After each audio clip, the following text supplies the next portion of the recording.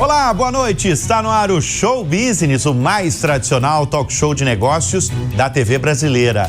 E no programa de hoje vamos receber João Adib, CEO da CIMED, a terceira maior farmacêutica brasileira em volume de vendas. Vamos receber ainda Augusto Martins, CEO da JHSF, conglomerado de luxo que inclui marcas como Fasano, Cidade Jardim, Catarina e Fazenda Boa Vista, envolvendo negócios em setores como imobiliário, shopping centers, gastronomia e até um aeroporto internacional dedicado à aviação executiva. Eu sou Bruno Meyer e seja muito bem-vindo ao Show Business que começa em instantes.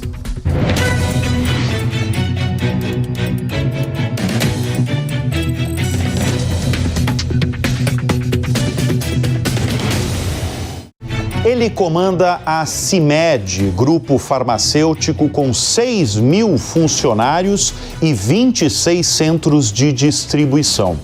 É ainda o executivo brasileiro mais seguido nas redes sociais.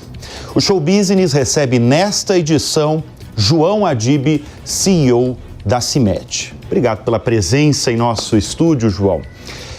A CIMED surgiu como um laboratório familiar há quase 4 décadas, fundado pelo seu pai, mas ela cresceu, virou uma gigante do setor, né? A terceira maior farmacêutica, quando a gente vê volume de vendas, nos últimos anos. Esse crescimento veio nos últimos anos. Qual foi a estratégia de vocês para esse salto num setor que é muito disputado? Exatamente isso, Bruno. Bom, obrigado aí pela participação mais uma vez. Orgulho gigante aqui poder contar um pouco da nossa história, desse movimento, desse Brasil que dá certo. Por incrível que pareça, a CIMED tem 48 anos. Daqui 2 anos a gente vai fazer 50 anos. Então não é uma história recente. É uma história de uma família que veio entender esse Brasil, as oportunidades que o Brasil tem dentro do setor, que por incrível que pareça, a nossa indústria brasileira não é centenária ainda. As primeiras indústrias são dos anos 40. Aonde dentro desse universo que você acabou de falar que é tão disputado, a gente disputa com 300 farmacêuticas no Brasil, um setor que fatura hoje de selim 200 bilhões de reais, que cresce nos últimos anos, normalmente acima de 2 dígitos. Tá? Qual foi esse grande segredo? A CIMED é o único modelo hoje, dentro das Américas, a ter um modelo disruptivo de verticalização, onde a gente começou a iniciar esse processo nos anos 90, através de uma cadeia de distribuição própria. Com isso, hoje, o nosso maior diferencial é essa verticalização dentro dessa estrutura. Essa estrutura que garante como é que a gente cresce nesse Brasil profundo. E aí vocês controlam tudo? Vocês controlam desde a produção, vocês controlam a distribuição, o processo é o controle... Essa cadeia de verticalização, ela começa no início do Instituto de Pesquisa e Desenvolvimento, que a CIMED é a única que tem isso. Tá. Onde a gente tem mais de 400 profissionais em P&D, porque a nossa indústria era só trabalho em pesquisa e desenvolvimento. A partir do momento, a gente tem, dentro dessa estrutura, fábricas de embalagem, que retroalimenta essa indústria, e essa indústria retroalimenta essa cadeia de distribuição, que alimenta o varejo. Dentro desse ciclo, o que nós não temos é o varejo. Deixa eu chamar a atenção da grande novidade de vocês, ocorrida esse ano, no fim de março, que aconteceu, de fato, um capítulo muito importante na história da companhia, porque o principal fundo, o Fundo Soberano de Singapura, comprou uma fatia minoritária da farmacêutica. Por que vocês decidiram fazer esse acordo? Eu acho que dentro do planejamento estratégico da companhia, a gente viu que a partir do momento que a gente disputa entre as 10 maiores farmacêuticas, a gente sabia que para a gente poder sair do 10º lugar e avançar com o custo de capital que o Brasil tem hoje, é muito difícil. Então, qual foi o grande desafio? A partir do momento, quem seria o sócio ideal? Não é quanto ele pagaria, é quem seria o sócio ideal na nossa história. E qual foi a maior dificuldade quando a gente começou a fazer esse roadshow com os investidores? Que o nosso modelo era um modelo completamente diferente. Porque a CIMED não é simplesmente uma indústria, ela é uma indústria com uma distribuição e uma cadeia de verticalização provada. A hora que o JC entendeu todo esse potencial, ele viu que realmente ele sabe que o Brasil tem muita oportunidade. Foi quando ele viu, ele falou assim, bom, a gente tem interesse em entrar no mercado de saúde, vocês são os nossos escolhidos, gostamos da história, da trajetória, só que qual que é a próxima história?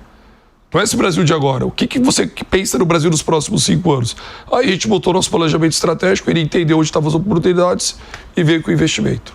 Você já declarou que foi a maior transação de private equity em saúde nos últimos tempos no Brasil. Nos últimos 10 anos, não fui eu, foi o mercado. Né? Nos últimos 10 anos. Quer dizer, foi uma operação... E no momento de economia, que ninguém faz nada. Ninguém faz nada, tá? Não faz no Brasil, não faz no mundo. Isso, na verdade, foi uma coisa que me chamou muito a atenção, como você está falando, chamou a atenção do mercado e chamou, eu lembro muito bem desse momento, no final de março, quando você declarou que você não espera muito o movimento do mercado, quando o mercado está bom para investir.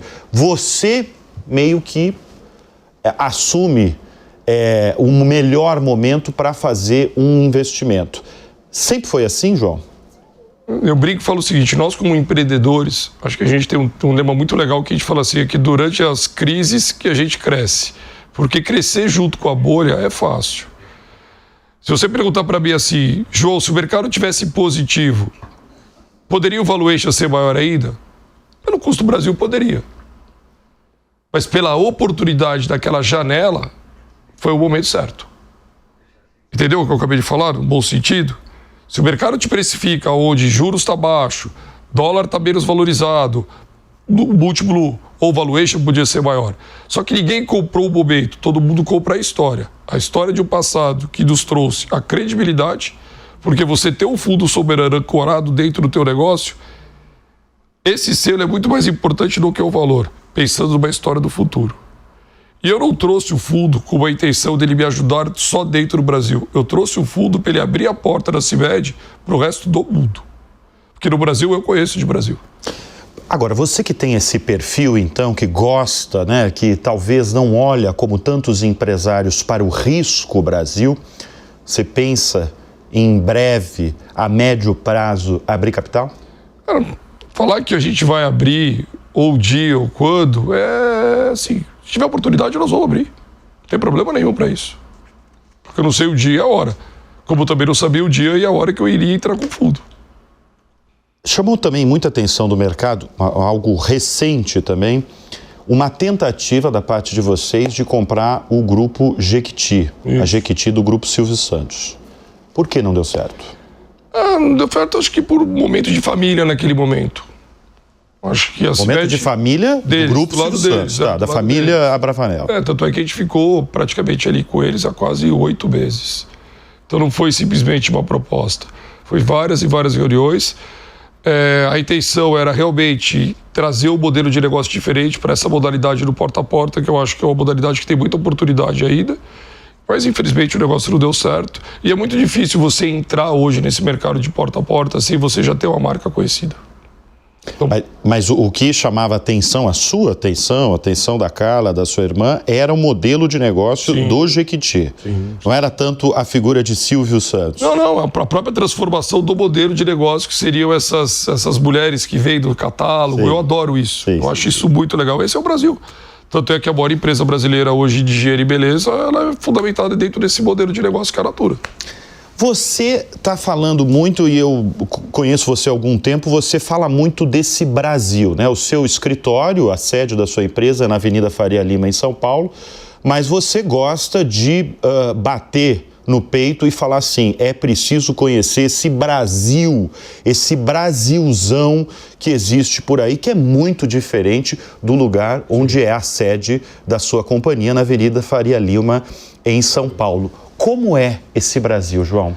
Do jeito que eu tô na Faria Lima, você tá aqui na Paulista, né? A Faria Lima é diferente da Paulista. Já é diferente, exatamente. Do jeito que eu falo que é o Brasil de 10 Brasis, é o São Paulo de 10 São Paulos. Aí onde a gente olha que a gente tem realmente oportunidade, né? Primeiro, o país que territorialmente ele é gigantesco, o país que a gente tem diferenças de temperatura durante o ano, verão do sul, chuvas do norte.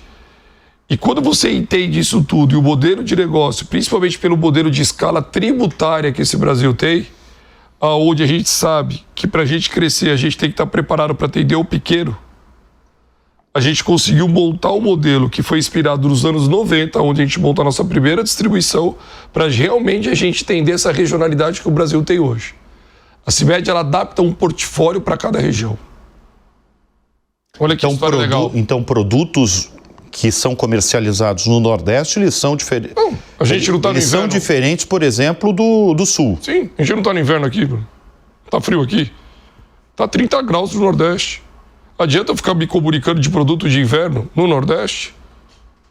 Então a empresa brasileira, ela entende essa regionalidade. Qual é o maior segredo hoje para você realmente entender uma empresa brasileira?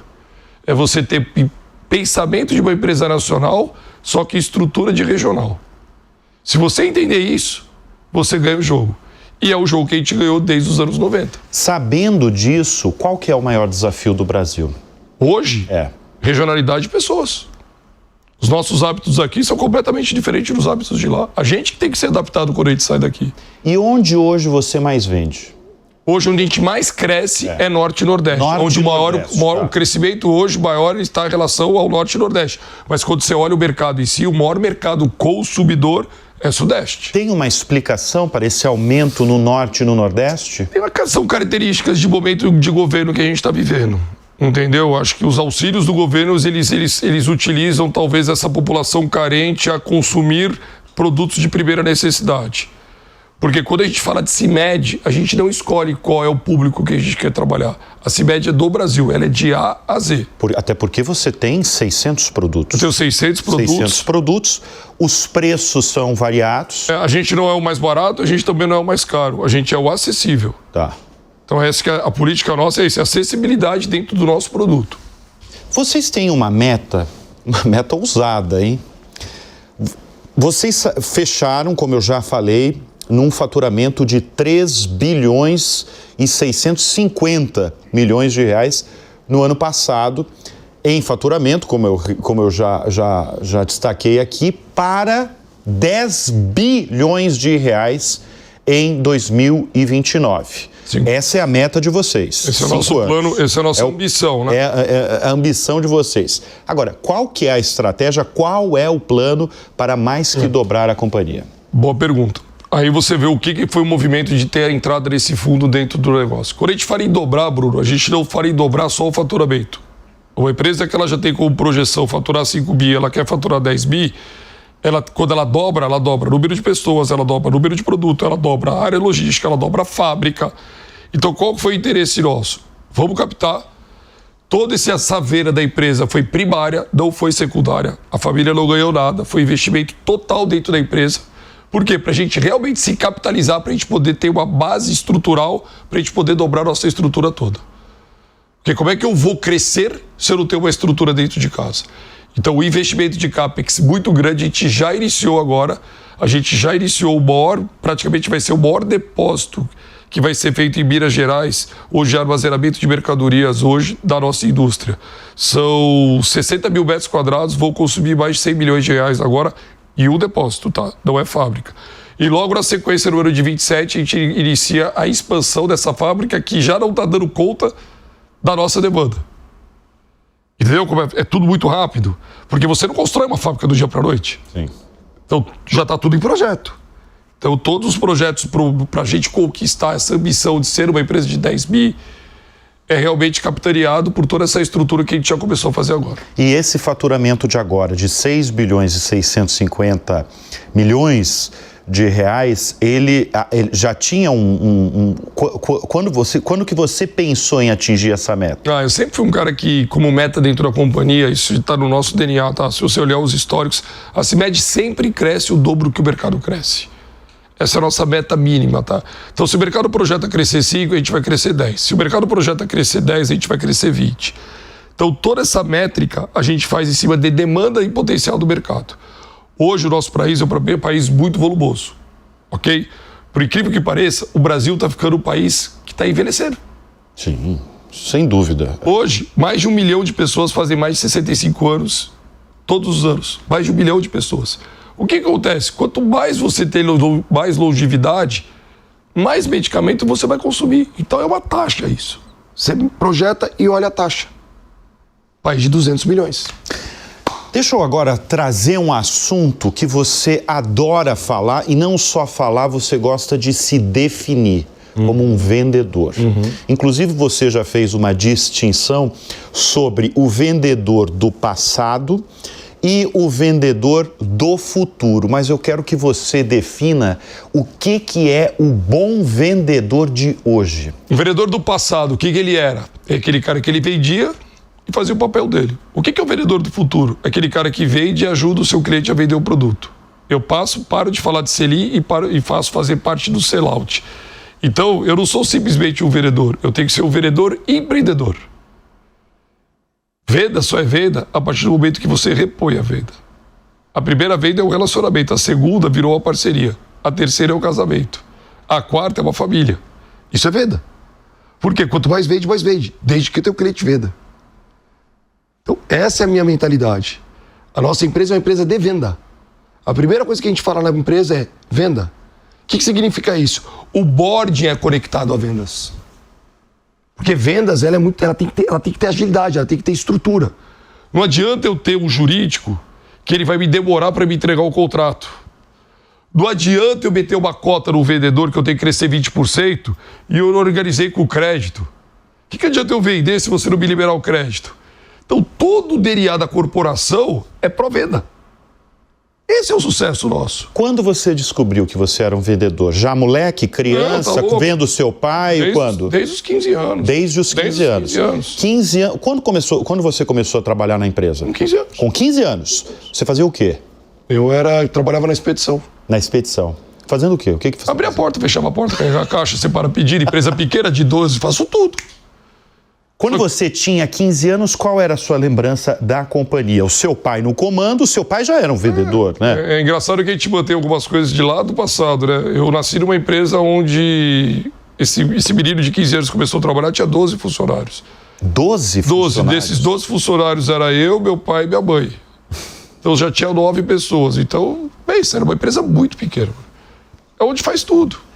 E é uma empresa, como a gente está falando aqui, uma empresa familiar, mais de 40 anos, né? Eu tinha falado 48, eu tinha falado 40, não, mas vai completar 50 anos. Eu tenho 53, anos. Então nasci. Você tem 53 anos, 53 né? Anos. Agora, falando sobre empresa familiar, qual que é o segredo para manter relevância em décadas, né? Em décadas de trajetória, e ao mesmo tempo você manter uma família coesa, porque você trabalha desde os 15 anos com o seu pai, com a sua mãe, hoje você administra... Com minhas irmãs. Hoje você administra, exatamente, ao seu lado, a Carla, que é vice-presidente da companhia. Como é que é esse equilíbrio de você fazer negócios, manter relevância durante décadas e, ao mesmo tempo, manter uma família coesa? O Brasil ele é feito de empresas familiares, né? Não importa o tamanho da empresa, mas a maioria do Brasil hoje, o pequeno empreendedor, são empresas familiares. Ela nasce dentro da tua casa. Então, qual foi o grande segredo que o meu pai me deu que eu consegui repassar para os meus filhos? Independente do tamanho e da época. Acho que o segredo para você poder ter o filho dentro do teu negócio, primeiro você identificar qual é o perfil dele e o que ele gosta. Porque eu tenho uma indústria. Quando a gente fala de indústria, eu tenho N áreas.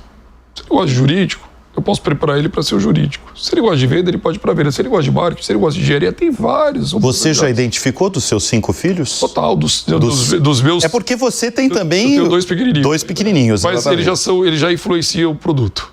Então, eles já estão conectados nisso. Charlotte é um fenômeno, João é um fenômeno. Na verdade, eu não trato os meus 5, eu trato os meus 8, né? Porque a Carla trata os meus filhos como se fossem filhos dela e eu trato os filhos da minha irmã como se fossem meus filhos.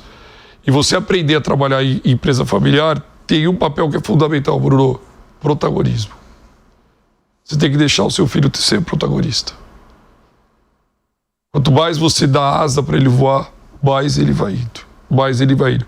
E eu e a Carla, a gente teve a sorte de identificar rapidamente qual era o perfil de cada um. Então, esses 6 que trabalham hoje, dos 8, 6 trabalham hoje. Dos 6, 2 já têm cargos de diretores, com 27 anos de idade, trabalhando desde os 17. Quer dizer, cargos de uma empresa que era completamente diferente daquela empresa que eu trabalhei com 12. 6 mil funcionários. Sim. E qualquer executivo que entra numa empresa familiar quer saber qual que é a base dessa família. Porque futuramente, na minha falta, na falta da Carla, ele é o dono. Não, mas por isso que eu fiz essa pergunta. E aí, qual que é? A base é totalmente preparada. Eu até brinco e falo para eles o seguinte... Mas vocês têm um programa, um treinamento de sucessão ou é tudo de uma maneira orgânica, natural? O treinamento de sucessão, ele começa quando eles nascem. Eles já nascem dentro do negócio. Eu falo isso porque tem muitas famílias. Um exemplo é a família Bravanel, que você tem um programa de sucessão e tal. Vocês é uma coisa orgânica ali, quase natural, assim. Você vai identificando o perfil de cada filho e vai estimulando, talvez. Exatamente. Até porque hoje são outros tempos, né? As dinâmicas são completamente diferentes. Eu brinco e falo o seguinte, eu aprendo muito mais com eles do que eles comigo. Porque eu tenho que ficar antenado à geração deles, não eles a minha geração. Quem vai fazer a transformação da CIMED são eles, não sou eu mais. Mas isso é muito bom você falar aqui no Show Business, porque a gente traz esse assunto com todos os executivos que passam por essa cadeira, sobre essa nova geração que chega ao mercado de trabalho. Como é essa geração? Você já falou que é muito diferente da sua geração. A minha geração, quando começou. A minha geração e a sua geração era a geração que você trabalhava para você ter o dinheiro, para você poder conquistar as coisas. A primeira coisa que eles trabalham hoje é pelo propósito da empresa que eles estão vindo. Se eles não tiverem conectado ao propósito da tua empresa, da tua liderança, ele não fideliza. Essa geração, ela não está só pelo dinheiro. Óbvio que o dinheiro faz isso, mas qual que é o propósito? Como é que eu provoco eles? Como é que eu realmente incentivo eles? E não são só os meus filhos. Hoje a CIMED é uma empresa jovem. Se você visitar a empresa hoje, você vai ver que o nível hoje é um nível assim, bem de 25 para baixo. Sabe aquela coisa? Como é que a gente se comunica com eles? Como é que essa marca entra na vida deles, que é a marca não só de preço e prazo, é uma marca de propósito, de entrega? Mas isso é porque você está pensando no longo prazo da companhia, porque você já falou que a empresa tem o público muito variado em classes sociais e em idade também, né? A CIMED, ela está na tua vida na hora que você nasce até a hora que você vai embora. Mas como assim na hora que você nasce? Numa pomada passadora, no lenço umedecido? Como é que eu vou comunicar com a mãe essa primeira vida? E como é que eu vou combinar com aquele cara de 84 anos, que é o idoso, que ele precisa do medicamento para sobreviver? Você entendeu esse ciclo da empresa? Tem para todo mundo. Por isso que eu brinco, eu falo que a CIMED é de A a Z. Qual que você quer? E o Brasil tem muita massa entre esse negócio todo, tá? 600 produtos, qual é o que mais dá dinheiro? Hoje, o produto de maior margem da companhia hoje são as marcas de consumo nosso. De consumo, de consumo. Variado. Tá. É por quê? Porque quando você fala no farma, você tem um custo de P&D muito grande dentro dessa estrutura. Porque hoje, para você poder manter essa estrutura de pé, você tem que ter desenvolvimento em cima de desenvolvimento. E hoje, desenvolver produto no Brasil é tudo muito moroso. Porque o Brasil ele só vive de quebra de patente. Então, a partir do momento que quebrou a patente, é a corrida para você poder ter o produto. Então, o investimento de CAPEX, de PD da indústria é muito pesado. Você é um vendedor? Você gosta de se definir como um vendedor? Porque você simplesmente é um vendedor desde os 15 anos.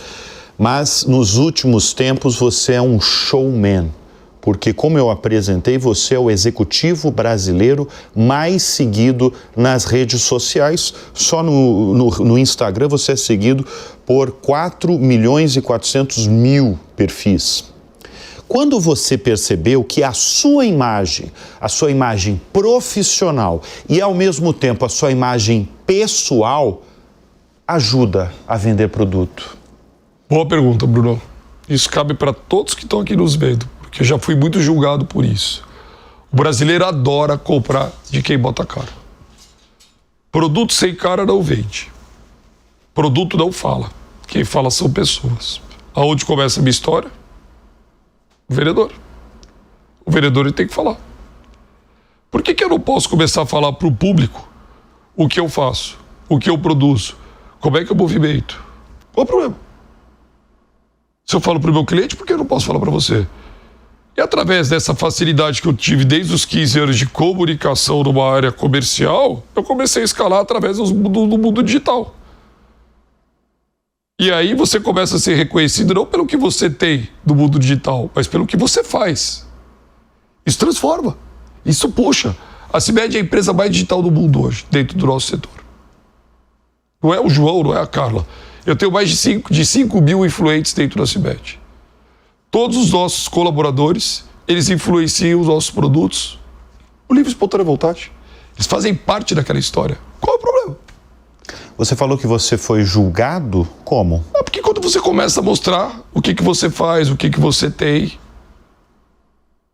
Porque para quem acompanha o João sabe muito bem, porque você não fala só do seu trabalho, da sua... Você fala da rotina, você mostra os seus filhos, você mostra a sua esposa, você mostra as suas viagens, você mostra a extravagância do seu dia a dia também. Do meu trabalho, do meu propósito, qual é o problema de eu mostrar o que eu faço, como é que eu faço, como é que eu tenho? Por que eu não posso inspirar através do meu modelo de negócio as outras pessoas? Acho que o Brasil hoje, ele forma vários líderes. Quanto mais as lideranças aparecerem, mais essa juventude, ela vai querer se inspirar. Mas você tem uma dimensão do quanto isso ajuda a aumentar o teu faturamento, ajuda a vender produto? Nossa, é gigantesco. É gigantesco. É muito legal. Porque a pessoa compra o produto falado pelo João Adib, é isso? Credibiliza.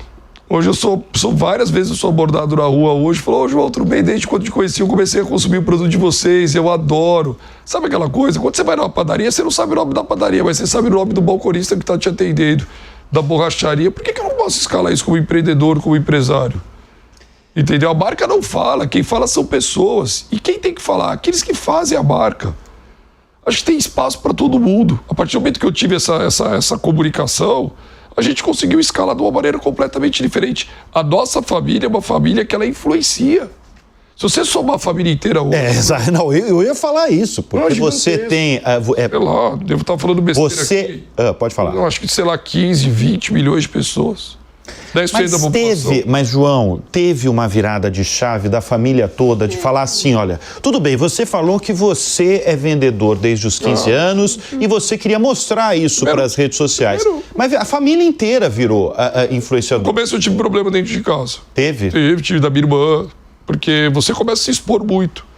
Eu já tinha passado por um processo... Um receio de segurança? Eu já tinha passado por um processo de sequestro nos anos 2000, então a família já tive esse problema seríssimo, entendeu? Então, a partir do momento que você começa a botar a cara, você gera um pânico dentro da família, que não é mostrar o que você faz. Você pode ter um perfil que você só mostra o que você faz, só que você não vai ter tanto engajamento. Fala, puta cara chato, ele só trabalha, não fala de outro assunto. Mas o que ele come? O que ele bebe? Como é que é a mulher dele? Como é que é o filho dele? Você gosta disso? Entendeu? E quando eu comecei a mostrar isso, a primeira coisa que você tem que negociar é dentro da tua casa. O que pode e o que não pode. Quantas vezes minhas filhas brigaram comigo, pai, apaga a foto, amor, desliga esse telefone, não faz isso, eu não quero que você nunca mais você posta isso. Então teve sim uma educação, tem sim o respeito de quem quer e quem não quer. E a gente aprendeu com isso. A partir do momento que a gente aprendeu e a família entendeu que isso podia ser uma potência, nós somos os garotos propaganda dos nossos produtos. Não tem melhor ativo que esse. Esse é João Adib, o CEO da CIMED, mas antes de ser CEO da CIMED, é um dos grandes vendedores do país. Obrigado. Valeu, obrigado. O Show Business vai fazer uma breve pausa e volta em instantes.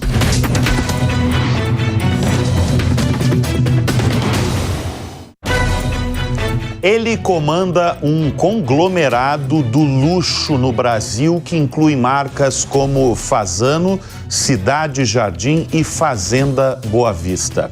O Show Business de hoje vai conversar com Augusto Martins, CEO da JHSF.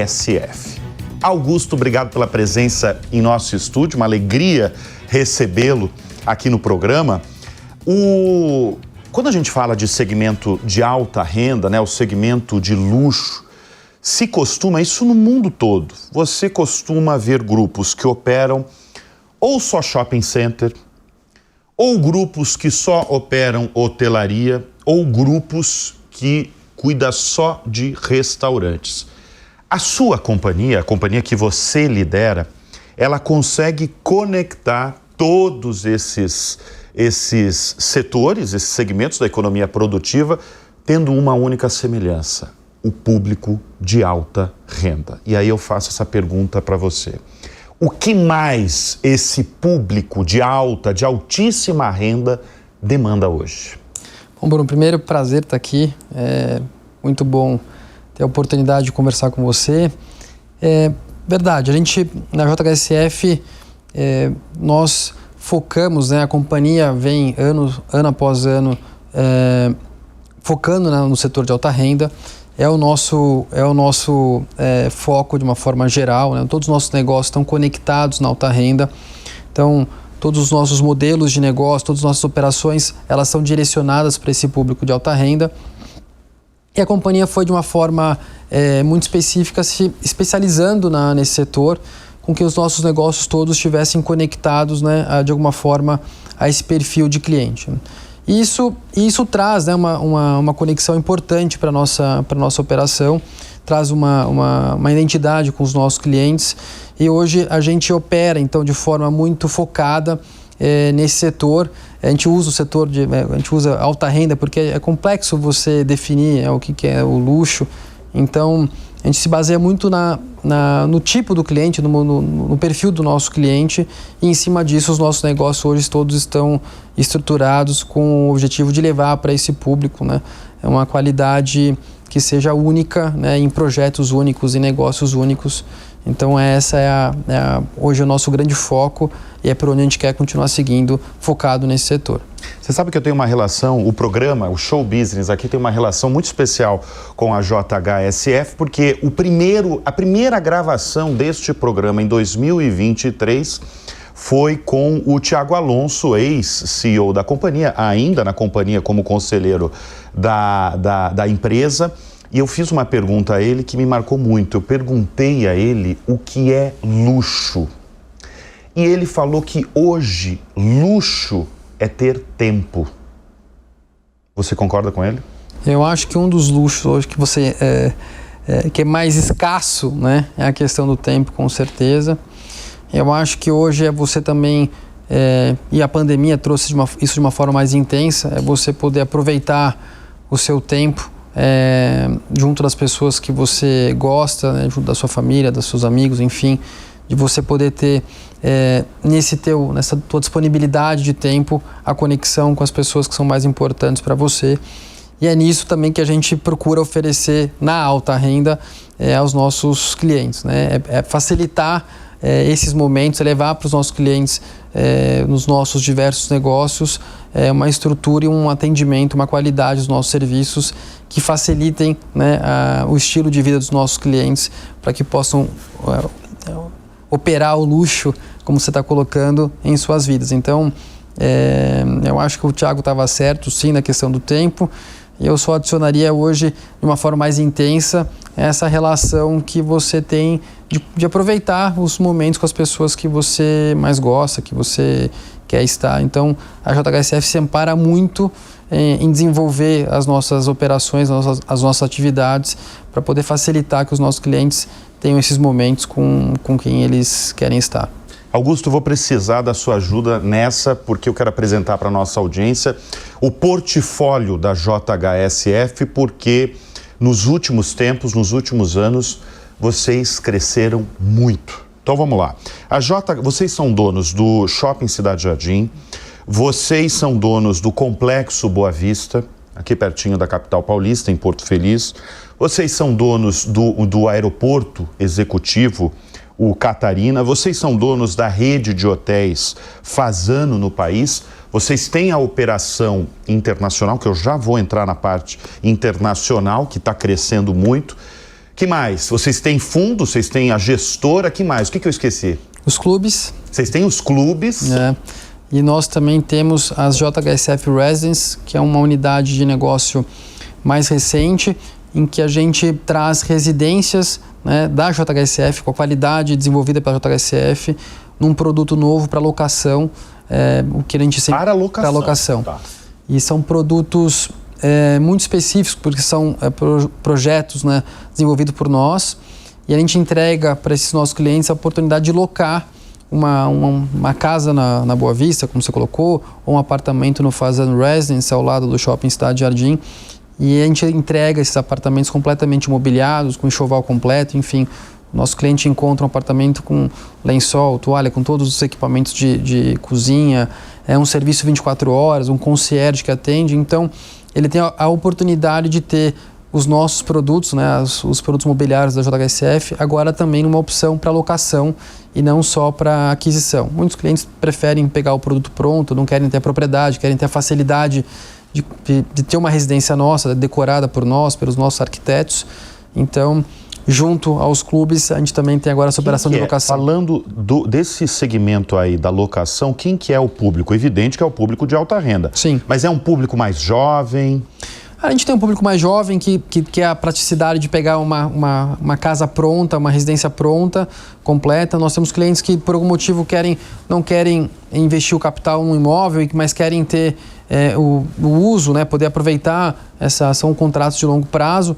Então, e tem cliente que quer essa facilidade de poder pegar pronto. É porque quando a gente pensa em alta renda, a gente pensa em uma pessoa, uma família que tem patrimônio suficiente para comprar uma, duas, variadas residências. Por isso, e de certa forma, isso é novo no segmento, né? A locação.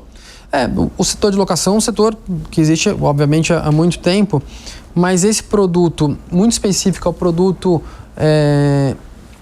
de uma qualidade superior aos produtos de alta renda e num modelo de locação profissional em que o cliente encontre uma operação tocada por uma instituição que cuide do contrato de uma forma correta, que cuide da manutenção, que entregue o produto no formato com serviço, com concierge, com uma manutenção. Por exemplo, os nossos clientes que alugam as nossas residências, eles não se preocupam no cuidado da casa, da manutenção da casa. Você chega com a tua mala e até o serviço de desmontar a mala a gente faz para quando os nossos clientes entram nas nossas residências. Então você tem a praticidade de pegar. Quanto custa uma locação, mais ou menos? Eu sei que deve variar esse valor. Vai depender muito do produto que a gente está olhando, mas uma casa, por exemplo, na Boa Vista, uma residência na Boa Vista, ao redor de R$120 mil, mais os custos... R$120 mil mensais para uma locação. Mais ou menos. Isso. Tá. Bom, a gente está falando aí de todos os negócios da JHSF, shopping center, complexo em Porto Feliz, aeroporto executivo, gestora. Qual é o segmento que mais tem crescido nos últimos tempos? Bruno, os dois, a gente olha a JHSF, né, em dois blocos, né? O bloco da incorporação imobiliária e o bloco da renda recorrente, os negócios de renda recorrente, né? Os dois braços vêm avançando muito bem. A gente vem divulgando o resultado aí trimestre a trimestre, nesses dois braços avançando muito bem. Então, na incorporação, a gente continua desenvolvendo os nossos projetos de forma controlada, limitada, ou seja, na qualidade que a gente entrega os nossos produtos. Ela demanda de um trabalho quase que artesanal da produção, da forma como a gente entrega as nossas residências. Então, isso faz com que seja uma produção limitada do que a gente faz em incorporação.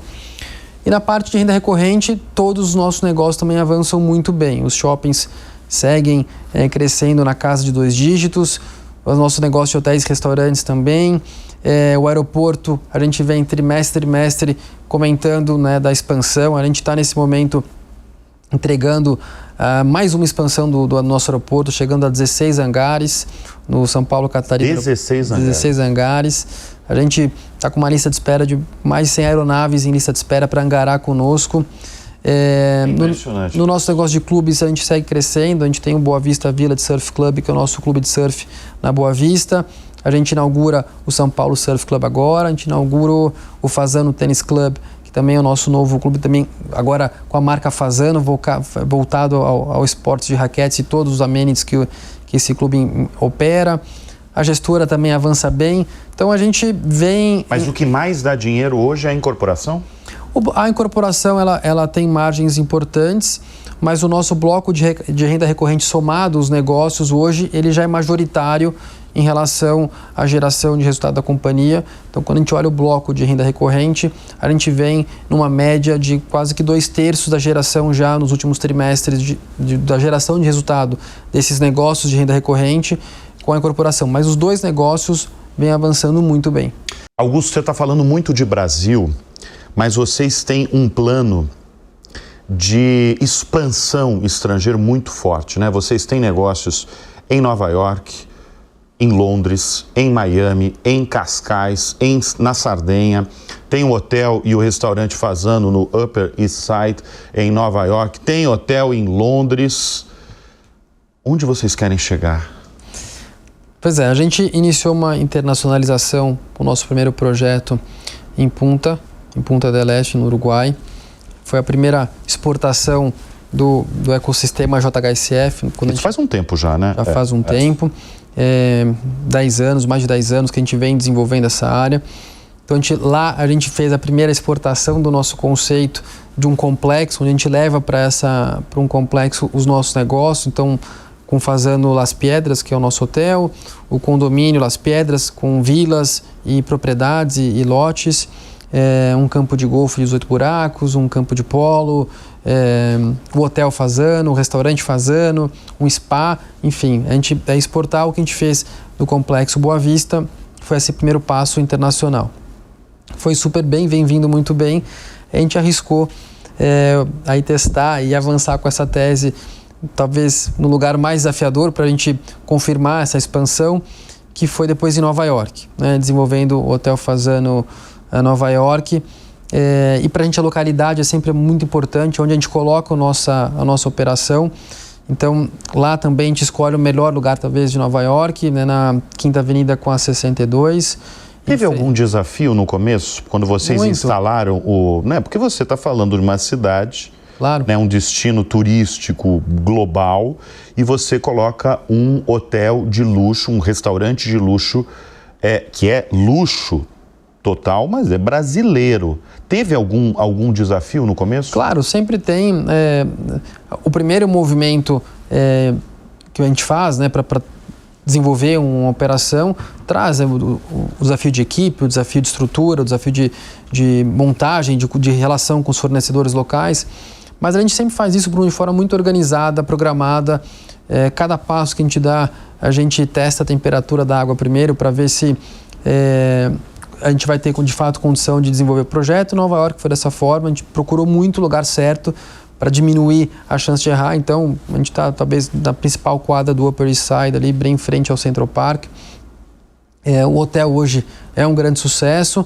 Depois a gente vai e testa a operação de restaurante, talvez na cidade, na metrópole mais concorrida em restaurantes italianos do mundo, que é Nova York. E o Fasano Restaurant, no ano passado, foi concebido como o melhor restaurante italiano pelo Gambero Rosso, que é um crítico muito forte de restaurantes italianos. O restaurante hoje, para muitos, é o Power Lunch de Nova York hoje. Então, super bem. E aí, depois que a gente viu que isso está testado, talvez, num dos lugares mais competitivos, a gente começou a avançar de uma forma maior essa expansão. A gente avança agora em Miami, estamos construindo um hotel em Miami, que fica também num lugar super especial, na Collins com a 24, um ponto importantíssimo de Miami. Qual que é a previsão? Miami a gente quer abrir ele até o final do ano que vem. Tá. Então a previsão é inauguração até o final do ano que vem. É um lugar muito importante, o ponto, como eu falei, é importantíssimo. Sim. E muita gente, na expectativa, a gente tem muitos clientes internacionais, brasileiros, que nos perguntam com frequência. Eu acho que o hotel ali também vai ser um projeto positivo para nós. E aí depois a gente faz o movimento para a Europa. Quando a gente anuncia há 2 anos atrás o Fasano em Londres, de novo, olhando para a localidade, um lugar super especial, um prédio Mayfair, né? Em Mayfair, fica uma quadra da Berkeley Square, que é uma quadra muito marcante em Mayfair, em Londres. Um prédio que é histórico, um prédio que foi da coroa britânica, foi o clube naval em que o príncipe frequentava, enfim. Então, uma localidade também super importante. A gente espera abrir até 2027. E aí depois a gente avança para Cascais, um projeto importante também, numa localidade na Quinta da Marinha, em Cascais, um ponto super importante, um condomínio, talvez o principal condomínio ali daquela região. Também previsão para 2027. E mais recente o movimento é Sardenha, na Itália, em que a gente fez o soft opening agora, no mês de agosto, abrindo já o Beach Club, o Fasano Al Mare Beach Club. Então a gente abriu uma operação no restaurante nesse mês. E aí sim, uma primeira exportação importante para a Europa desse conceito, né, do complexo que a gente desenvolve. Lá a gente vai ter um hotel Fasano, a gente vai ter vilas, vai ter um condomínio, vai ter um campo de golfe, enfim. Então é a primeira exportação para a Europa e do complexo como um todo. Eu abri essa pergunta falando dos desafios aí do Fasano em Nova York, né? E ainda falei assim, mas é brasileiro. Porque justamente eu gostaria de perguntar para você como é que o mundo tem visto esse segmento, o segmento de luxo brasileiro. Eu imagino que evoluiu muito. Acho que a gente está com o mundo vê com bons olhos o luxo brasileiro, esse segmento do luxo brasileiro. Eu acho que a forma como a gente desenvolve nossos projetos, os complexos que a JHSF vem trabalhando há mais de 20 anos, focado nesse setor de alta renda, se transformaram em referência internacional. A gente recebe visita de muita gente para ver o complexo Cidade Jardim, que hoje tem o shopping Cidade Jardim, que é para muitos o principal shopping de alta renda da América Latina, hoje referência num projeto internacional, com as torres residenciais, com as torres corporativas, agora com o projeto da Usina São Paulo, em que a gente está lá instalado com o nosso escritório, com a nossa base. A Boa Vista é super marcante, é um complexo, é um projeto também de quase 20 anos, em que a gente vem desenvolvendo com muita força. Há 20 aanos. E então, de fato, eu acho que a forma como a gente vem construindo essa questão de reunir essas atividades para os nossos clientes, em que o cliente mora, vai ao restaurante, vai ao shopping, tem a facilidade de estar conectado com a família, muito focado no wellness, no bem-estar, nos esportes. Então, isso vem se transformando uma referência internacional. Augusto, você está falando do Shopping Cidade Jardim. Eu recebi faz nem um mês aqui como convidado do Showbusiness, o CEO de uma importante incorporadora de altíssimo padrão, e ele listou 3 projetos que ele considera disruptivos no mercado imobiliário de São Paulo. E ele citou o Shopping Cidade Jardim. E eu lembro a frase que ele falou, é o seguinte, se você levasse para uma reunião a ideia do shopping, um shopping no morro, um shopping que não tem ar-condicionado num país que é tropical.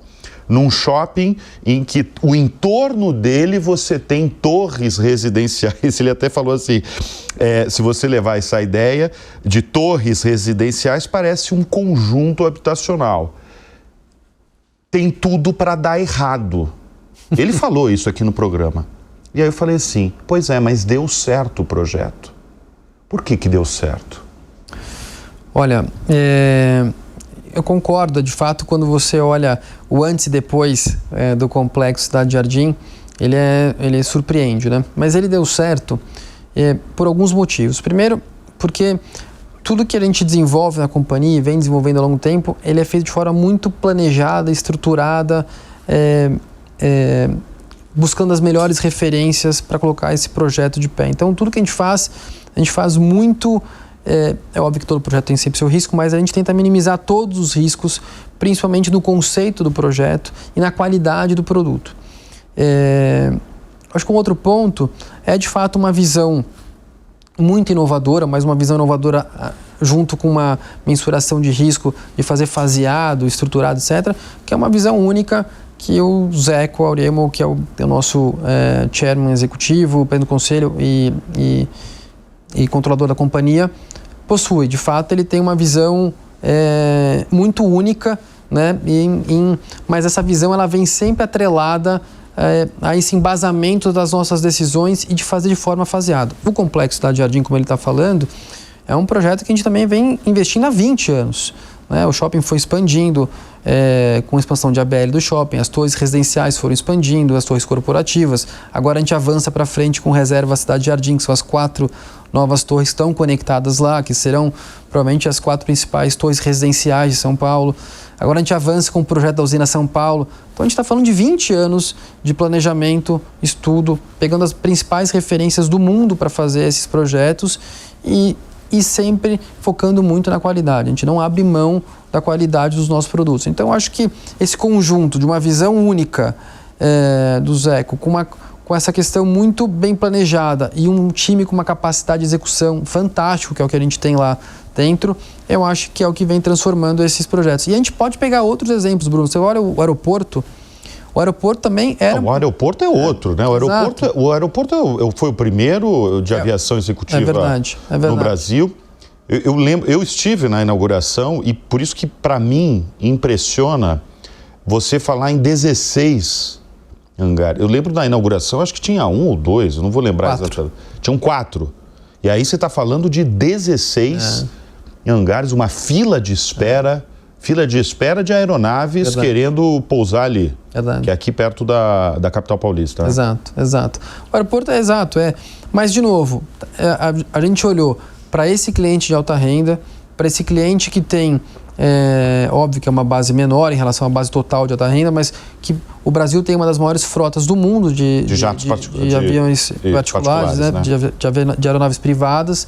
Então, a gente estudou o mercado, estudou essa demanda e a gente enxergou que tinha uma forma especial de cuidar, de atender esse cliente, que é como a gente faz nos nossos negócios. Então, a gente achava que ao desenvolver esse projeto, de novo, amparado num estudo de uma quantidade enorme de aeronaves que o Brasil tem e de que talvez de um espaço para uma forma diferente de cuidar e atender, a gente foi desenvolvendo o projeto fase a fase, expandindo fase por fase, e agora a gente chega em 16 hangares. E para muitos nossos clientes que viajam os aeroportos privados do mundo, para muitos a gente tem hoje aqui no Aeroporto Catarina um dos melhores serviços em que eles usam, independente do país. Essa ideia do Aeroporto Executivo Catarina, vocês têm projeto de expandir para outros lugares, para outras capitais ou para outros lugares do mundo? A gente sempre olha. A gente tem muito espaço para expandir isso ainda no nosso próprio aeroporto. Tem área para poder continuar nessa expansão. Mas é óbvio que analisar essa operação em outros lugares, inclusive de forma internacional, a gente sempre está olhando para as oportunidades que tenham conexão com o que a gente faz.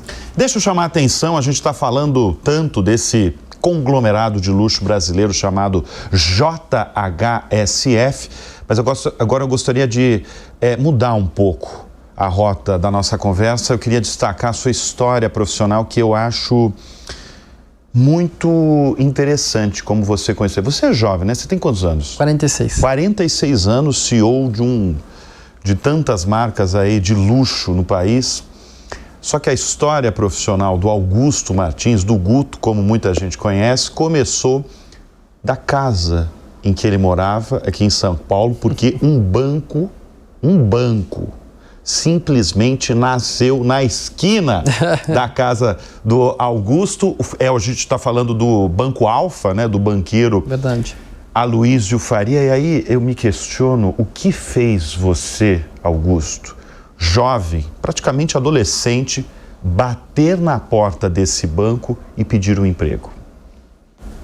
Bom, primeiro, eu trabalhei um pouco antes. Eu comecei a trabalhar muito jovem. Tive a oportunidade de trabalhar um pouco com meu pai. Infelizmente, meu pai faleceu muito, muito novo, num câncer fulminante.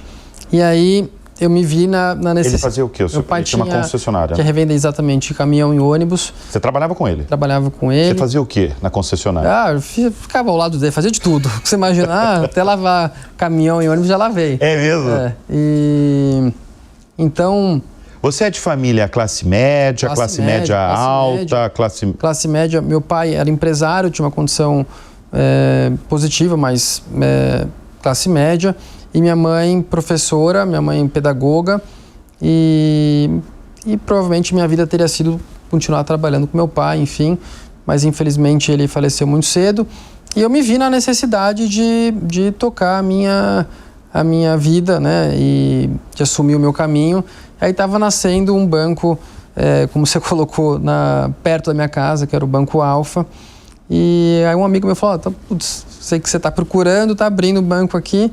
E aí comecei a estagiar e precisava, estava começando minha carreira, minha vida mudou completamente, né? Principalmente depois que eu vi que meu rumo não seria como eu imaginei que fosse.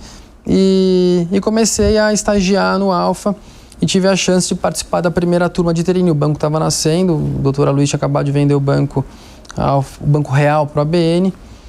E aí comecei minha carreira por lá, muito mais por necessidade, porque qualquer outra coisa, abri uma turma de trainee. Essa turma de trainee, após um período, né, de um ano e meio, na época, um ano e meio, tinha um ranking em que o primeiro colocado dessa turma tinha a chance de conhecer o Deus, Dr. Aloysio, porque naquela época os banqueiros eram muito mais inacessíveis. Hoje os banqueiros são super acessíveis, mudou muito. Sim. E acho que para melhor essa questão da relação. E eu tive a sorte de conhecer ele e o Paulo Guilherme, que era o presidente do banco na época, e minha vida dali passou a ter um rumo diferente. Quantos anos de banco? Eu tinha 19 para 20 anos, muito 19, jovem. Tá. Tive a verdade, a sorte de pegar um banco nascendo, começando. Ah. E eles me falaram, bom, se você quiser ser banqueiro um dia, você vai ter que ter a paciência de querer ser em espiral, passando por todas as áreas e não em vertical, para você poder um dia, se quiser liderar um dia, você vai ter que poder conhecer da cozinha ao pós-venda de tudo que a gente faz. E aí minha carreira foi sendo assim. Augusto, vou fazer uma pergunta clássica para todos os convidados que passam por esse programa. Quem são as suas referências, tanto no mundo dos negócios quanto na vida? Olha, boa pergunta. No mundo dos negócios, eu acho, tem alguns banqueiros importantes, né? O próprio Dr. Luiz foi um banqueiro importante, o Paulo Guilherme foi um banqueiro importante. O Fábio depois também um banqueiro importante com quem eu lidei. O Zeco é uma referência nesse setor de alta renda e como empresário brasileiro muito especial, né? O que a companhia vem fazendo aqui em um grupo brasileiro se transformando multinacional.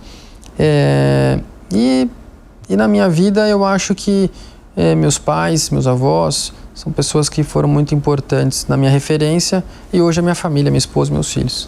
Seus 2 filhos. Muito bem. Obrigado, Augusto Martins. A gente conversou nesta edição do Show Business com Augusto Martins, CEO da JHSF. Te agradeço mais uma vez, Bruno, pela presença. Eu que agradeço. Obrigado pelo tempo, foi um prazer. Ótima conversa. Obrigado. Foi mesmo. Obrigado. O Show Business vai ficando por aqui. Muito obrigado também pela sua audiência, pela sua companhia, pela sua confiança. A gente volta na semana que vem. Até lá. Tchau.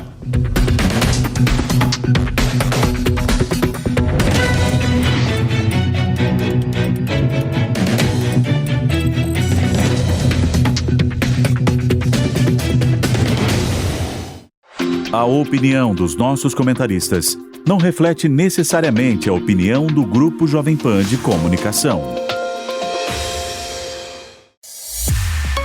Realização Jovem Pan.